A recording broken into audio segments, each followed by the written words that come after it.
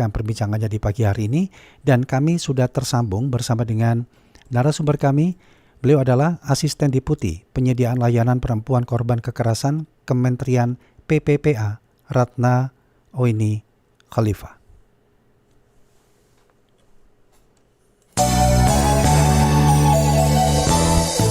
Wawancara Pro 3. Bu Ratna, selamat pagi. Selamat pagi. Iya, Ibu gimana melihat langkah dari kampus UI menonaktifkan sementara 16 mahasiswa yang diduga terlibat dalam kasus tersebut, Bu? Baik, sebelumnya Bismillahirrahmanirrahim. Assalamualaikum warahmatullahi wabarakatuh. Waalaikumsalam warahmatullahi wabarakatuh. Selamat pagi sahabat perempuan dan anak dan pendengar Pro 3 Radio Republik Indonesia di mana berada.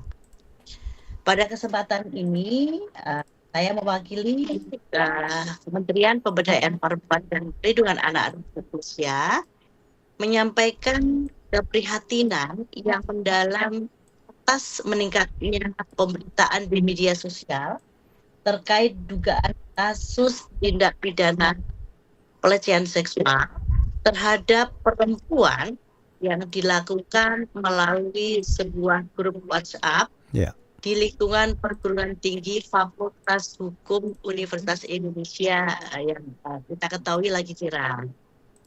Nah, kasus ini merupakan bentuk pelanggaran serius yang merendahkan martabat perempuan dan tidak boleh ditoleransi.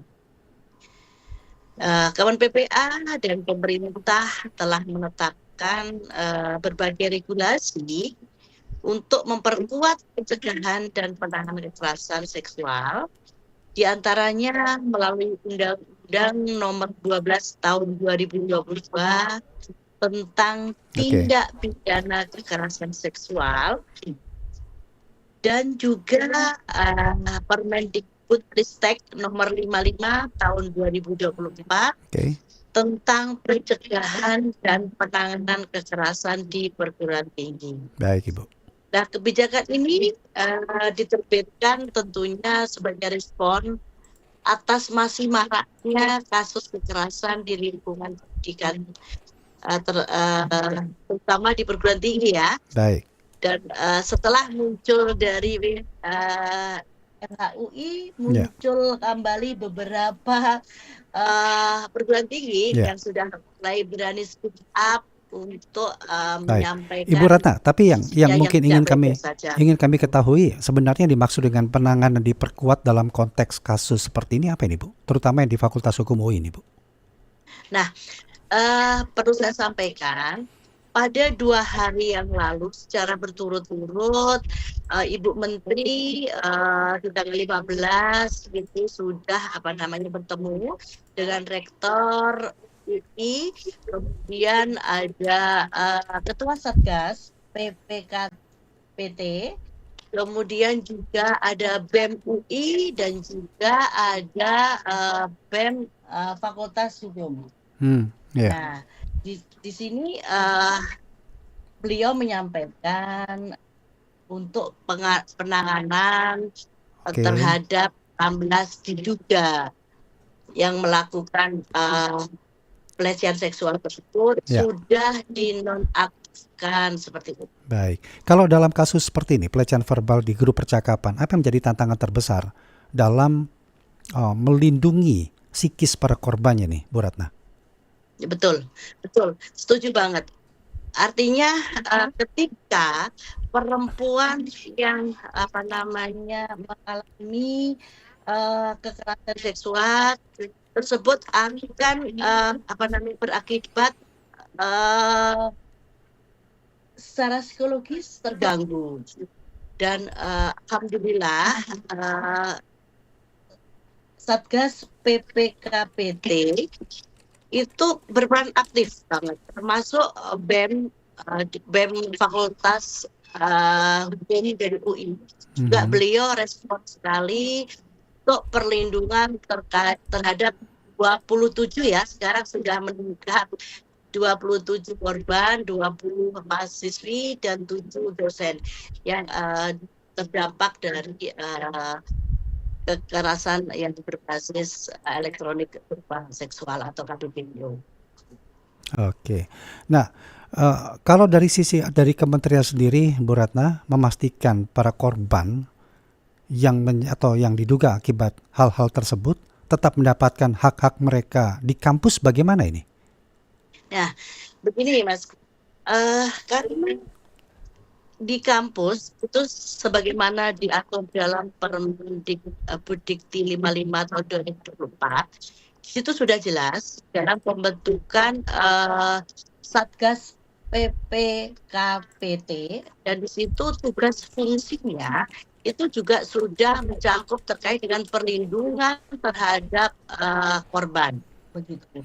Nah, kemudian kemarin kami juga dari Kementerian PPA sudah berkoordinasi dengan UPTD PPPA di Kota Depok, di mana kejadian menjadi kewenangannya Kota Depok. Dan alhamdulillah ketika kami Menteri beraudiensi dengan rektor, dekan, satgas, BEM, dan hadir juga kepala UPTD PPA Kota Depok. Ya. Karena kan mereka itu nanti berada di lingkungan internal kampus, Bu, ya. Artinya hak-hak perlindungan agar tidak menjadi stigma ke depannya yang menambah beban psikis dari para korban ini sendiri bagaimana? Apakah itu ada pendampingan khusus atau seperti apa? Ya, terkait dengan layanan, tentunya pendampingan kami juga sudah ngobrol dengan Bu Titin selaku Ketua Satgas PPKPT terkait dengan korban itu mendapat perlindungan secara menyeluruh. Dan alhamdulillah di kampus itu sudah banyak psikolog-psikolog, ketika si korban tidak baik-baik saja maka akan didampingi.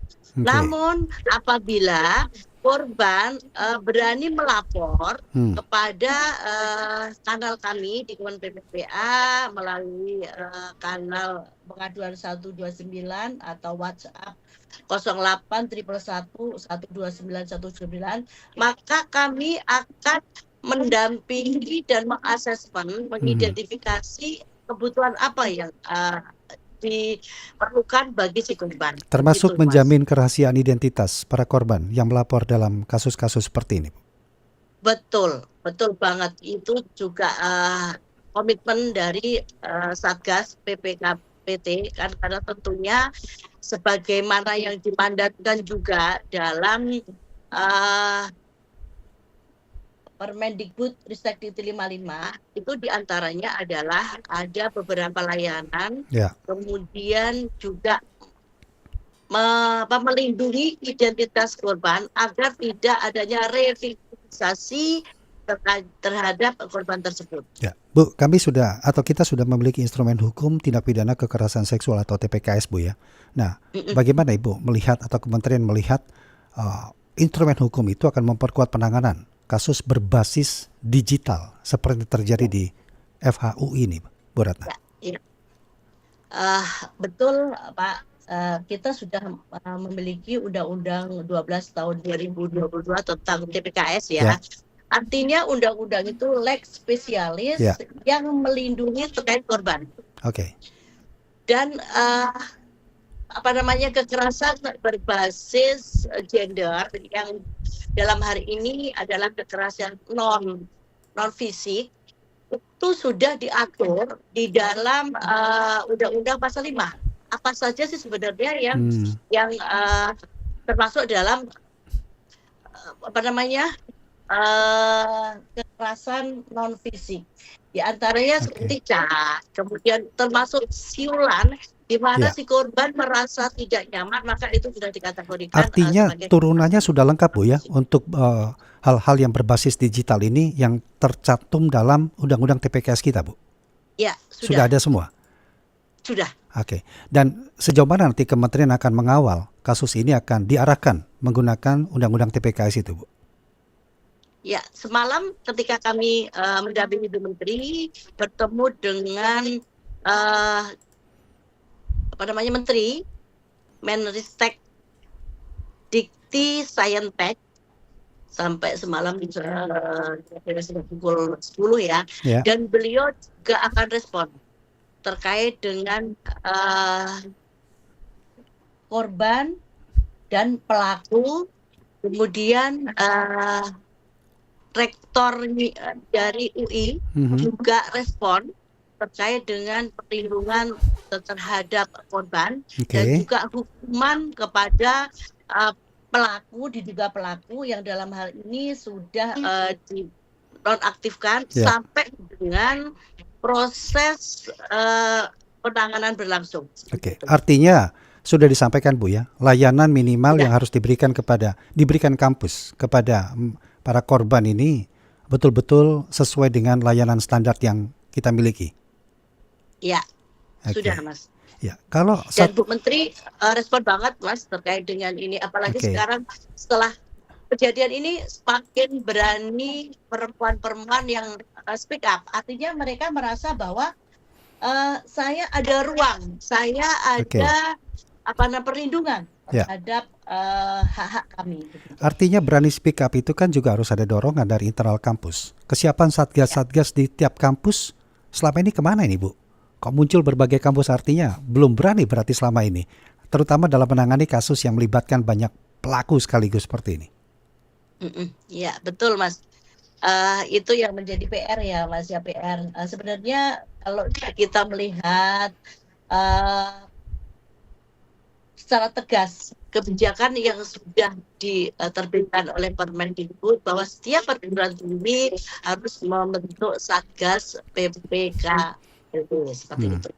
Nah, artinya itu sebenarnya sudah harus dilakukan gitu. Baik. Bu Ratna, kasus-kasus seperti ini baik fisik ataupun non fisik ini disebut sebagai puncak gunung es. Bahkan angka pelaporan itu dianggap masih relatif kecil ketika kita melihat dari kondisi real di lapangan. Apa yang bisa Ibu sampaikan kepada masyarakat kita yang menjadi korban di seluruh Indonesia yang mungkin mengalami hal serupa tetapi masih ragu untuk bersuara, tidak berani untuk menyampaikan apa yang mereka alami karena stigma itu menjadi dasar rasa takut yang utama ini Bu. Silakan Bu Ratna. Betul.